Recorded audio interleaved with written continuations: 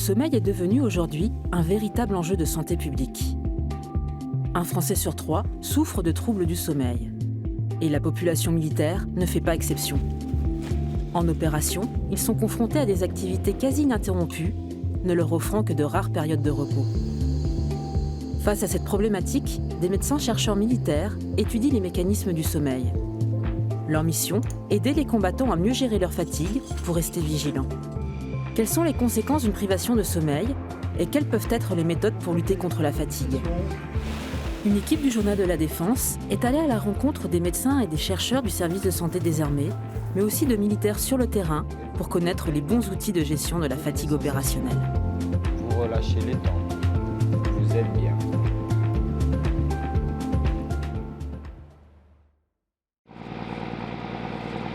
C'est l'ennemi numéro 1 du militaire, la fatigue. En opération, les soldats sont régulièrement soumis à des conditions de travail exigeantes, impliquant des nuits très courtes. Ouais, c'est nickel, c'est pour ça. Les nuits de moins de 5 heures, c'est régulier. Après, pour le gérer, c'est café.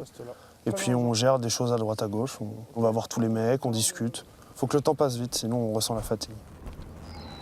Là, dans les véhicules, dès qu'on a un temps mort ou le matin, on s'est levé très tôt, et qu'on a 1 heure de roulage, les mecs, ils dorment pendant une demi-heure. Il y en a un qui est toujours en permanence à l'arrière.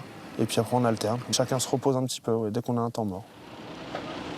Ces dernières années, avec l'augmentation du rythme des missions, la gestion du sommeil, la fatigue et la récupération sont devenues des problématiques importantes chez les militaires.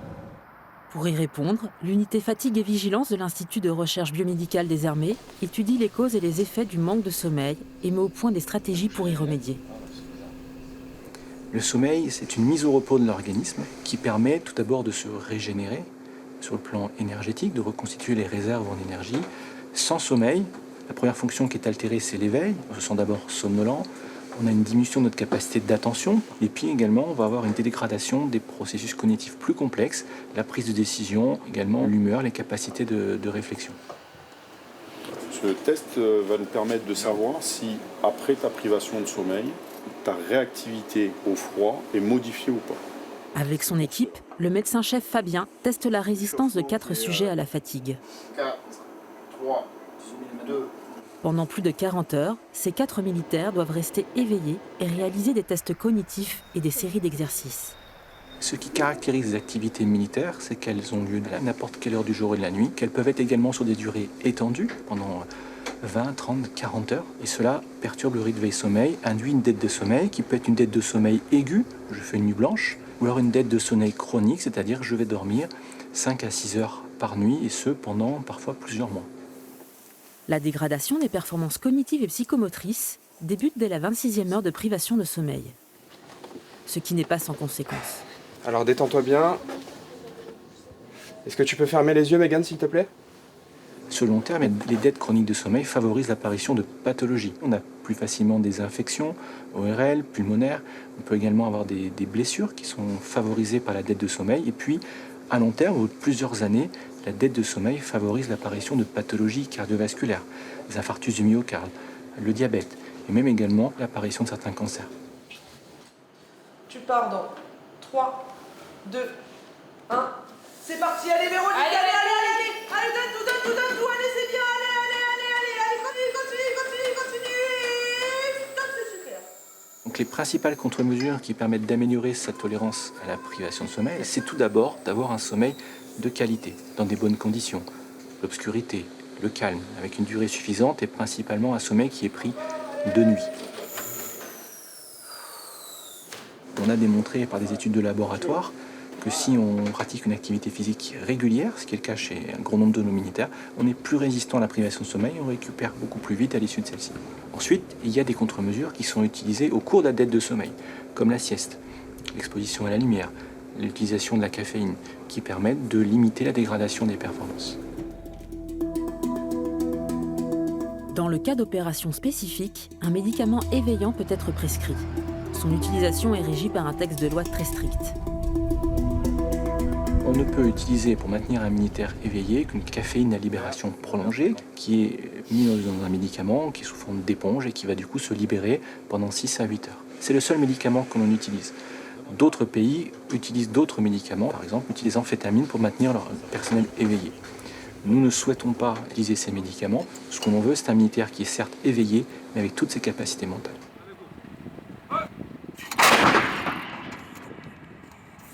Par contre, les médecins des forces peuvent utiliser, dans le cadre de cette instruction, des médicaments qui peuvent favoriser le sommeil dans certaines situations. Pour le militaire en opération, qui fait une mission de nuit, qui doit dormir 2 jours, mais cela est très encadré et soumis à une prescription médicale. Veiller durant de longues heures tout en restant vigilant. Voilà le défi que doivent relever au quotidien nos militaires. Récemment, des pilotes Rafale ont réalisé un vol record de plus de 12 heures, aux limites des capacités physiques de l'équipage. Salut les gars. Salut. Direction la base aérienne de Saint-Dizier, à la rencontre d'un de ses pilotes. En opération, la mission, elle peut durer de 4 à 7 heures. Après, on peut aller jusqu'à le maximum, en ce moment, c'est 12 heures. C'est vraiment pour des missions stratégiques. Les périodes denses, dans ces périodes denses, il n'y a aucun problème parce que le stress et la concentration augmentent un peu le rythme cardiaque, du coup il n'y a pas de problème d'endormissement. Et pendant les phases un peu plus tranquilles, soit on discute entre équipages, soit on essaie de prendre part à la radio à d'autres missions qui sont pas trop loin. Pourquoi en voiture, au bout d'1 heure, on est capable de s'endormir au volant alors que dans un avion, non? En fait, sans le savoir, on est continuellement en activité, le cerveau est tout le temps en train de rechercher des informations, des calculs de carburant, des changements de fréquence radio. On a toujours une activité qu'on n'aurait pas en voiture. Dans les airs, les performances physiques et physiologiques peuvent être altérées. Pour garantir la sécurité des vols, les médecins aéronautiques sensibilisent régulièrement les personnels navigants aux effets de la fatigue. C'est un pilote qu'on a vu ce matin. Et ça, c'est le CG antérieur? Oui, l'année dernière. La fatigue dans l'aéronautique, c'est une problématique qui est constante, qui est expliquée par de très nombreux facteurs. Ils tiennent plus spécifiquement à ce qu'on appelle les contraintes aéronautiques, l'hypoxie avec une discrète hypobarie, les variations thermiques, l'air sec dans les cabines pressurisées, le confinement, les accélérations dans les aéronefs de chasse sont des éléments qui peuvent être source de fatigue. Le pilote, il est suivi périodiquement, tous les 6 mois. Et le médecin peut détecter éventuellement des pathologies qui pourraient être source d'hypovigilance, de somnolence à l'intérieur des aéronefs. Le médecin va aussi l'aider avec le service des sports à sa préparation physique. Il faut qu'il ait une excellente hygiène de vie. Il faut que le sommeil soit d'excellente qualité. Et il peut se servir des techniques d'optimisation du potentiel. Des missions extrêmes à la fois dans les airs, mais aussi sous l'eau. À bord des sous-marins, la mauvaise qualité du sommeil n'est pas une légende. Le sommeil est organisé grâce à notamment 2 hormones, la mélatonine pour s'endormir, le cortisol pour se réveiller. Et donc cette horloge biologique qui repose notamment, mais pas que, mais sur ces 2 hormones, on a besoin de lumière naturelle pour organiser ce rythme hormonal. Et sans cette lumière naturelle à bord d'un sous-marin, on l'a plus, on perd un petit peu l'effet horloge biologique. Et donc on a un sommeil qui est de moins bonne qualité, désorganisé, et donc on est plus fatigué. Numéro 240. Numéro 240. Le fait de ne pas avoir la lumière naturelle pendant 60-90 jours d'affilée, sur sous-marin, on a montré que ça pouvait s'apparenter un petit peu à de l'hiver polaire. C'est-à-dire qu'on a, c'est pas tout à fait pareil, un petit syndrome de dépression saisonnière qui s'installe, parce que les sous-mariniers, intuitivement, ont appelé le syndrome de J40. Au 40e jour, on se sent plus ralenti, moins performant. La vie en mer est rythmée par l'écart. Ce sont des tranches horaires pendant lesquelles les marins travaillent soit à leur spécialité, soit à l'entretien du navire ou sont au repos. Et cela de jour comme de nuit. Dans les sous-marins, ce rythme irrégulier est plus dense, en raison d'un personnel restreint à bord. On parle alors de tiers sec.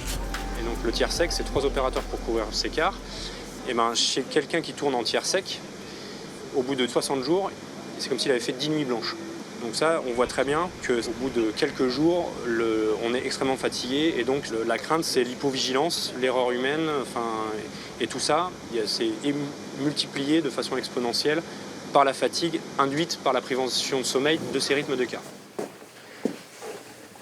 Alors, vous avez accumulé de la fatigue, donc il ne faut pas se stresser, c'est normal. Vous allez partir en tiers sec pendant votre mission là. Alors, il faut essayer de faire des siestes dès que vous pouvez. Et après, si vous avez l'opportunité de dormir plus, vous essayez de se coucher, d'avoir une technique pour s'endormir. Il ne faut pas d'écran.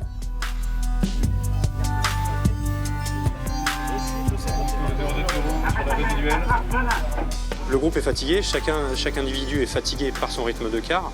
Et on peut espérer que des erreurs qui sont faites par l'individu soient rattrapées par le reste du groupe. Après, on enfonce une porte ouverte, mais il faut dormir, tout ce qu'on peut. Il faut essayer de récupérer ces fameux cycles de sommeil qu'on a perdus, faire des siestes. Et dans le 1-0-1 les gars. 1-0-1, vous avez un cargo là. Un manque de sommeil aggravé par une utilisation accrue d'écran qui peut avoir des effets pervers. Avant, dans un sous-marin, les gens n'avaient pas leur ordinateur personnel, ou leur tablette, ou leur écran. Un des gros travers qui est pris par les sous-mariniers actuellement, c'est que la personne sort de quart, va se coucher, il ouvre son écran, il regarde un film. Et ça, nous les médecins, on leur dit ça, il ne faut pas faire. Ça diminue le lien social à bord, mais en plus, ça a un impact direct sur la qualité de l'endormissement.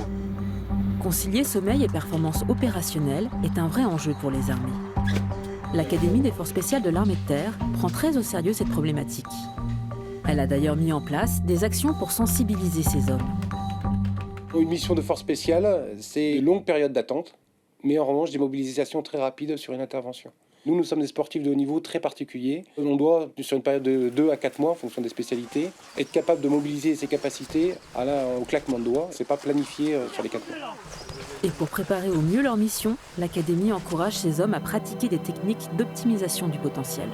Prenez conscience de chaque inspiration et de chaque expiration. Ici et maintenant, vous pouvez vous étirer, vous frotter le visage. Nous avons réalisé depuis plusieurs années que nous avions beaucoup de pertes psychologiques. Et un des facteurs communs des pertes psychologiques, c'est la fatigue. Plus vous allez augmenter la partie technologique, plus il faut augmenter l'entraînement du commando, et notamment sa préparation mentale. Donc le soldat augmenté pour les forces spéciales, c'est quelqu'un qui gère son sommeil et qui sait séquencer son sommeil en petits tronçons. Par des systèmes de micro-siestes ou de siestes rapides qui vont permettre à l'opérateur, durant la mission, mais dans les phases de relâche, de pouvoir se reposer dans ces moments clés. C'est tout en naturel, c'est tout en préparation mentale. C'est la remise en confiance des individus, c'est leur apprendre qu'effectivement, il y a des moments où ça va faire mal, des moments qui vont être douloureux, mais quand on l'anticipe, le cerveau l'intègre un peu mieux et le gère de façon plus positive.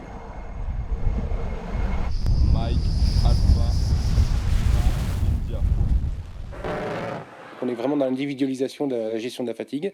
Et derrière le garçon, quand on lui dira bon, écoute, on estime que tu es fatigué à tel niveau, on te conseille de faire tel type de récupération, de la micro-sieste, de la sieste sous hypnose ou un autre mode de récupération. Pour favoriser cette récupération, la structure s'est même dotée d'un fauteuil sensoriel. Ok Chris, on vient d'essayer la petite immersion de quelques minutes pour que tu puisses ressentir ces sensations. Je vais t'enlever ce casque. Super. Hein. J'aimerais avoir tes petites impressions par rapport à... Ah, c'est génial. Depuis 2017, l'Académie a mis en place un séminaire sur l'augmentation du potentiel et la gestion de la fatigue opérationnelle. Objectif, accroître les performances des forces spéciales tout en faisant de la prévention sur les risques psychologiques. Combien de fois vous avez pris la voiture pour les gens qui conduisent et vous êtes arrivé à la maison et vous ne vous rappelez pas des 5 derniers kilomètres? Plus vous êtes fatigué, moins vous gérez effectivement la partie frustration, gestion du stress et mobilisation intellectuelle. Donc plus on va permettre aux gens d'être reposés, plus ils auront le sentiment de savoir gérer leur frustration, meilleurs ils seront dans la conception, puis derrière la réalisation des opérations. Le manque de sommeil et la fatigue opérationnelle sont l'objet d'une vigilance particulière par les spécialistes de la santé mentale du service de santé des armées. Psychiatres et psychologues militaires distinguent d'une part les effets du stress liés aux contraintes opérationnelles et d'autre part ceux qui sont générés par un traumatisme psychique pouvant évoluer vers un état de stress post-traumatique. On sait que la fatigue opérationnelle peut être un facteur de risque dans un climat d'engagement très dense et il n'y a pas de causalité linéaire entre un facteur de risque et l'émergence de l'état de stress post-traumatique. Mais la question de la fatigue doit naturellement être prise très au sérieux pour que le combattant puisse mobiliser ses ressources à tout moment et en particulier dans cet instant de la rencontre traumatique, s'il y a rencontre traumatique. L'état de stress post-traumatique résulte de la perturbation de l'équilibre psychique en relation avec un événement dit traumatique. Une rencontre soudaine, fulgurante et imprévisible avec la mort, la sienne ou celle d'autrui. Les caractéristiques de cette réaction psychique sont marquées par 3 grandes catégories de symptômes. Les reviviscences, à l'état de veille, les flashbacks. À la nuit, les fameux cauchemars réplicatifs. La scène se revit à l'identique, on l'appelle le cauchemar traumatique.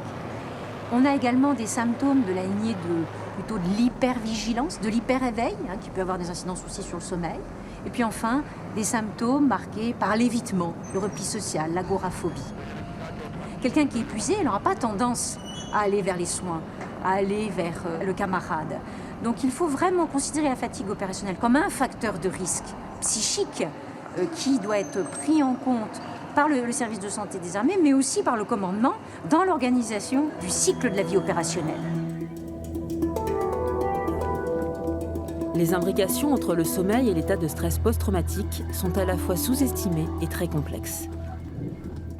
Il y a probablement un phénomène de cercle vicieux finalement. L'état de stress post-traumatique, la pathologie génère un sommeil de mauvaise qualité.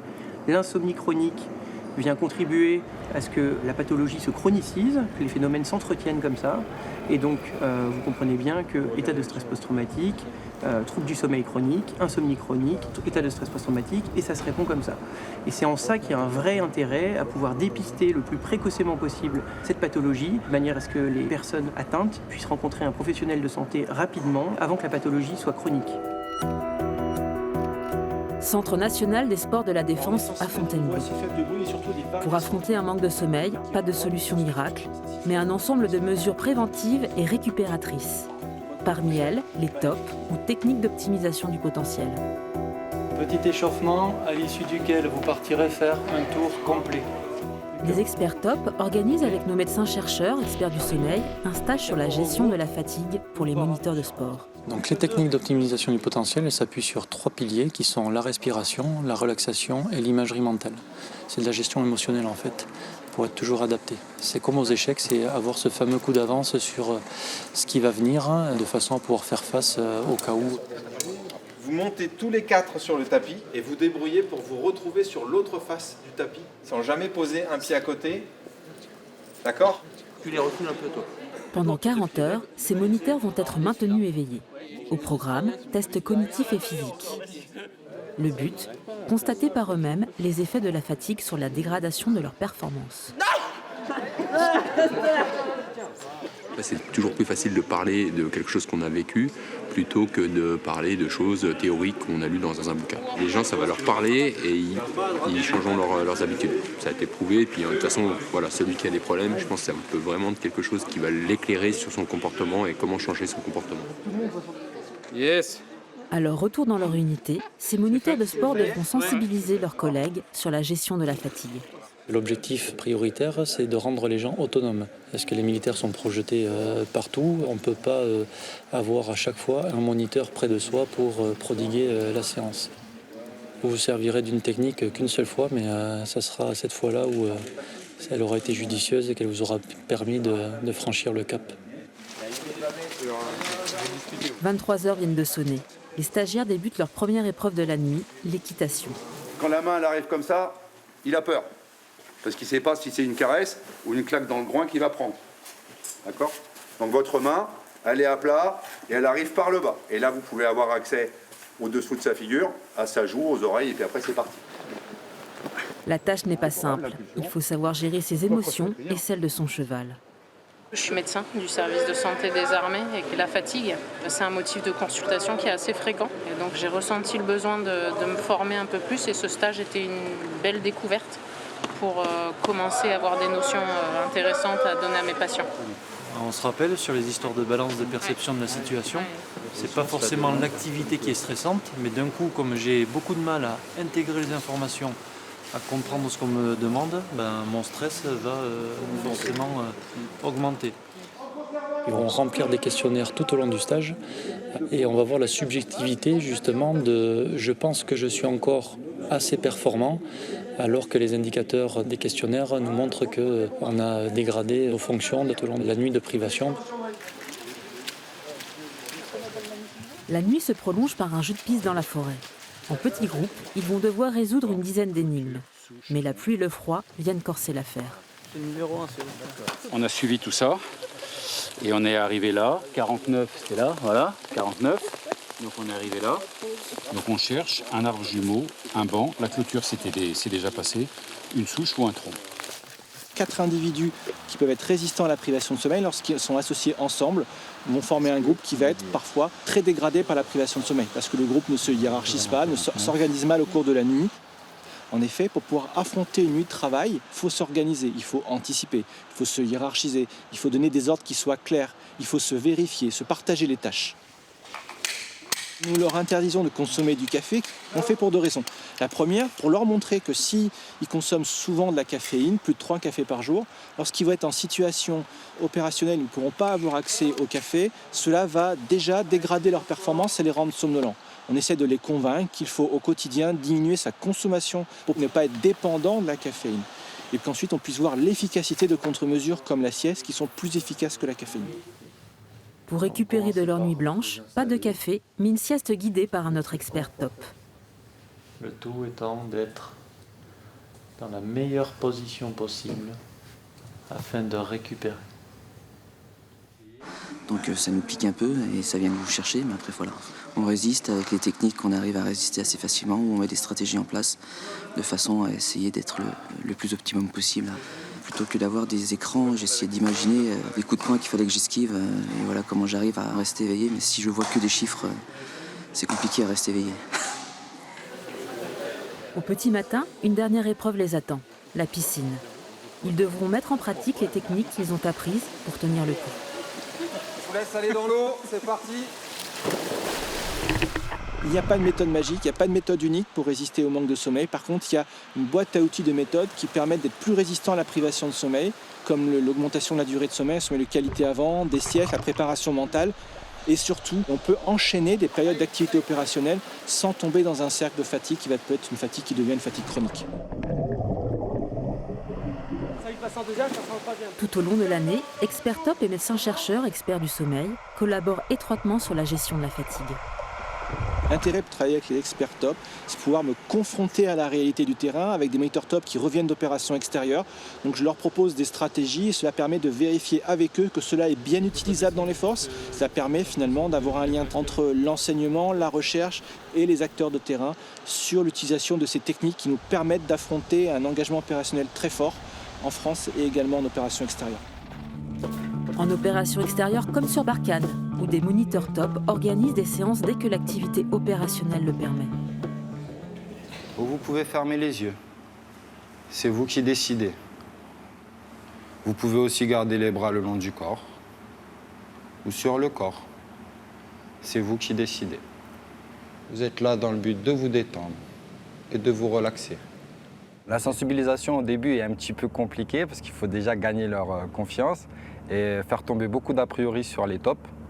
Mais après, à travers tout un panel de techniques de relaxation, où chacun vient piocher dedans ce qu'il a besoin, et ils prennent conscience que ça a un effet sur l'organisme. Une fois que vous aurez effectué vos 5 respirations complètes relaxantes, je vous propose de relâcher tous vos muscles. La respiration complète, c'est la respiration sur 3 étages, avec le gonflement du ventre, le soulèvement de la cage thoracique, les épaules qui montent à l'inspiration. Et à l'expiration, on déplie la chaussette dans l'autre sens, les épaules rentrent, la cage thoracique se dégonfle.